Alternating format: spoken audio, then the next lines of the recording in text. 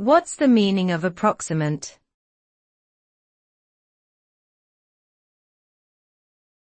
Approximant.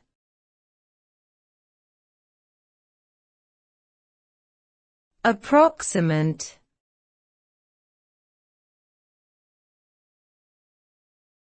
Approximant.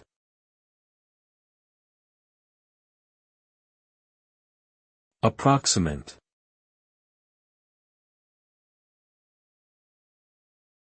In linguistics, an approximant is a type of consonant that is produced by restricting the airflow in the vocal tract, but not enough to cause turbulence or friction.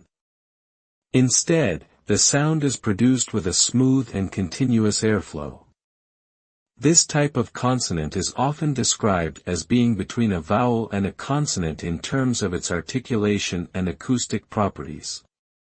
Approximants include sounds such as /w/, /j/ and /or/. They are commonly used in many languages for syllabic nuclei and as a part of diphthongs and triphthongs.